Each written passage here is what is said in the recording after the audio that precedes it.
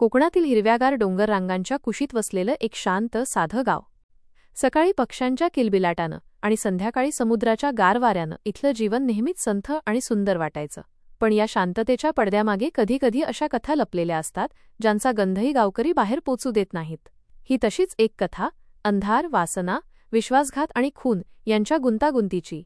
शिल्पा, सौंदर्य आणि निरागसतेची छटा.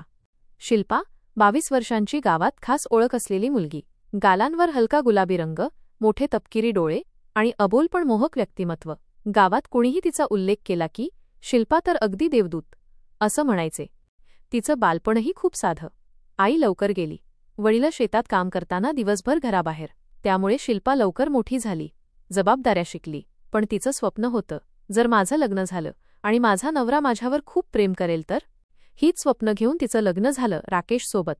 राकेश शहरातील धावपळीत हरवलेला पती. राकेश शहरात नोकरी करत होता. त्याची नोकरी पगार चांगला देत होती, पण सुट्यांचा फारच तुटवडा. महिन्यातून एकदाच गावाकडे येणं, तेही फक्त 2 दिवस.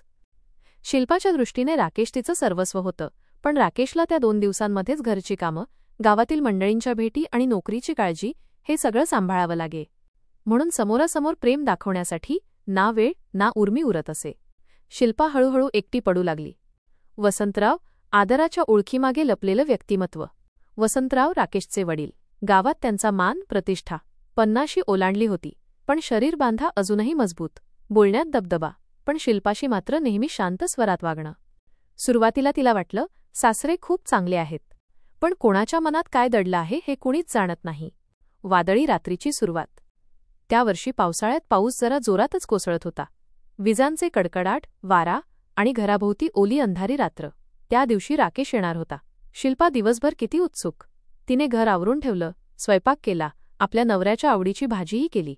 रात्री 8च्या सुमारास फोन वाजला. शिल्पा, सॉरी, पण कामामुळे येता येणार नाही, राकेशचा थकलेला आवाज. त्या एका वाक्यानं तिच्या चेहऱ्यावरची सारी उत्सुकता जणू धुवून गेली. निराश नजरेनं तिने फोन ठेवला. घरात फक्त वसंतराव आणि तीर्थरूप. बाहेर वादळ सुरूच. शिल्पा आपल्या खोलीत बसून विचार करत होती. तेवढ्यात तिच्या खोलीचा दरवाजा हलकेच खडखडला. वसंतराव उभे होते. शिल्पा, तू ठीक आहेस ना? इतकी उदास का? त्यांचा आवाज नेहमीपेक्षा कमी गंभीर होता, किंचित मृदू, पण त्यात काहीसा विचित्र ओलावा.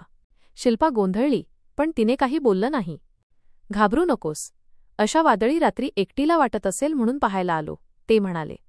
त्या रात्री घडलेली पहिली चूक म्हणजे तिने त्यांना आत येऊ दिलं. त्या रात्रीच्या अंधारात एक अनोखी जवळीक निर्माण झाली. शिल्पाला भीती, एकटेपण आणि नकळत एखाद्याचा आधार मिळण्याची भूक हे सगळं एकत्र झालं. आणि वसंतराव, त्यांनी संधी पाहून पाऊल टाकलं. दिवसा सासरा, रात्री नवरा, धोक्याचं जाळं. पुढच्या दिवसापासून त्यांच्या नजरा बदलल्या. संधी मिळेल तेव्हा वसंतराव तिच्याजवळ जाण्याचा प्रयत्न करायचे. शिल्पा सुरुवातीला अपराधी भावनेत होती, पण नंतर तिच्या मनात एक वेगळाच गुंता तयार झाला. राकेशचं कायमचं अनुपस्थित असणं, वसंतरावांचं रोजचं लक्ष आणि तिच्या मनात निर्माण झालेली भावनिक पोकळी, ही सगळी गोष्टी मिळून त्या दोघांचं नातं दिवसेंदिवस घनिष्ठ होत गेलं. गावात कुणाला कधीच संशय आला नाही. शिल्पा दिवसा घरकामात मग्न असायची आणि वसंतराव मात्र तिला नजरेआड होऊ देत नसत. रात्री जेव्हा घरात शांतता असे, तेव्हा ही गोष्ट एका धोकादायक रूपात बदलत गेली. शिल्पा तिच्या मनाला समजावत होती, मी चुकीचं करत नाही, मला फक्त एखाद्याची साथ हवी आहे. पण सत्य खूपच काळोख होतं. राकेशचा संशय. एके दिवशी न सांगता राकेश घरी आला.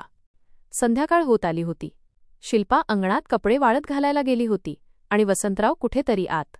राकेश घरात आला तेव्हा त्याला एक जड वातावरण जाणवलं, असं काहीतरी जे नेहमी नव्हतं. घरात एक विचित्र, उबट वास. तो कोणीही काही चुकीचं करतो तेव्हा जाणवणारा अस्वाभाविक थरार. राकेशकडे काही पुरावे नव्हते, पण मनातल्या मनात तो विचार करत राहिला. त्याने दोघांवर लक्ष ठेवायला सुरुवात केली. हळूहळू त्याच्या नजरेला काही गोष्टी खटकू लागल्या. वसंतरावांचा शिल्पाकडे पाहण्याचा दृष्टिकोन, शिल्पाची अचानक निर्माण झालेली शांतता आणि घरातली एक अजब बेचैनी. राकेशची झोप उडाली. त्या रात्रीचा अंत. एक रात्री घरात पुन्हा काळोख होता. वादळ नव्हतं, पण वातावरणात ओलसर शांतता होती. राकेश पाणी प्यायला उठला आणि त्याला कुजबूज ऐकू आली. तो हळूच पावलांनी पुढे गेला आणि त्याने पाहिलं, ज्या दृश्यानं त्याचं संपूर्ण आयुष्यच जळून गेलं. त्याची बायको, त्याचे वडील, एकाच पलंगावर. त्या क्षणी राकेशच्या मनात काय चाललं होतं हे त्यालाही कळलं नसावं. राग, विश्वासघात, अपमान, वेदना सगळं एकत्र झालं आणि त्याने भयानक निर्णय घेतला. रात्रीच दोघं झोपल्यावर वीज गेलेली असताना तो त्यांच्या खोलीत गेला. त्यांच्या श्वासांचाही आवाज ऐकू येत होता. आणि पुढच्या काही क्षणांत सर्व संपलं. तो आवाजही आला नाही. फक्त शांतता. घातक, भयंकर शांतता. राकेशने त्यांची मृतदेह घरामागच्या विहिरीत फेकून दिली. कसलाही पुरावा मागे न ठेवता. गावातील गूढ गायब होणं. दुसऱ्या दिवशी गावभर चर्चा सुरू झाली. शिल्पा आणि वसंतराव कुठे गेले? दोघं पळून गेले असतील. कदाचित आत्महत्या केली असतील. राकेश मात्र सगळ्यांसमोर शांत उभा होता, जणू काहीच घडलं नाही.